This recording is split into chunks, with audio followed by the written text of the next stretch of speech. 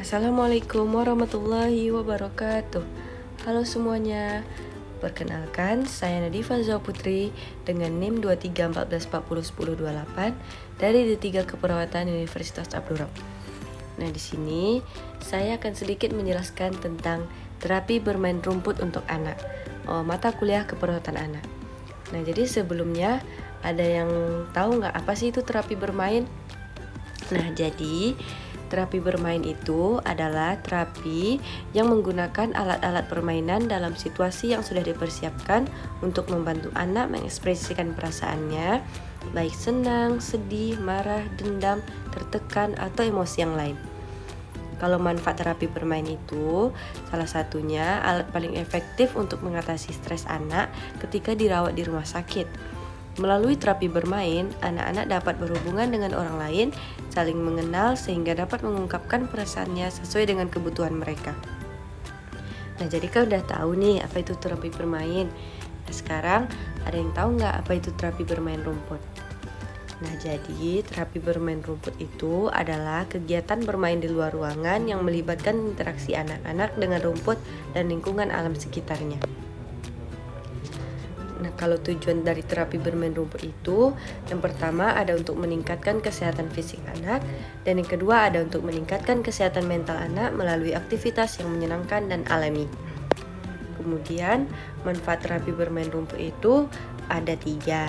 Yang pertama ada manfaat secara fisiknya, ada secara mentalnya, dan ada juga secara sosialnya.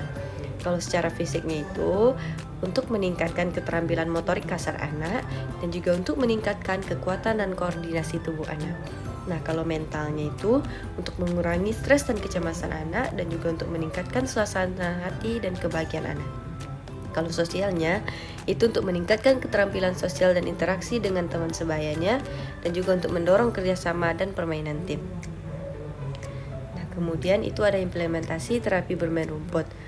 Jadi ketika kita ingin mengajak anak untuk terapi bermain rumput itu, kita harus memperhatikan lingkungannya. Jadi pilih area rumput yang aman dan bersih seperti taman atau halaman rumah.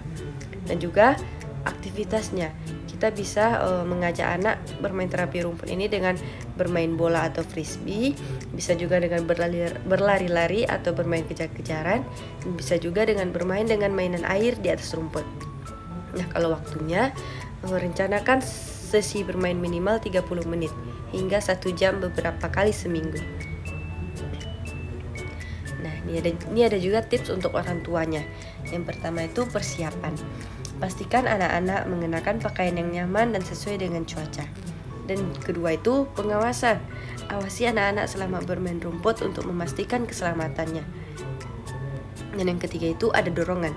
Berikan dorongan dan apresiasi untuk setiap usaha anak dalam bermain.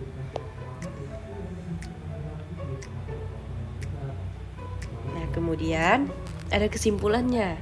Jadi, kesimpulan dari terapi bermain rumput ini memberikan banyak manfaat bagi perkembangan anak secara fisik, mental, dan sosial.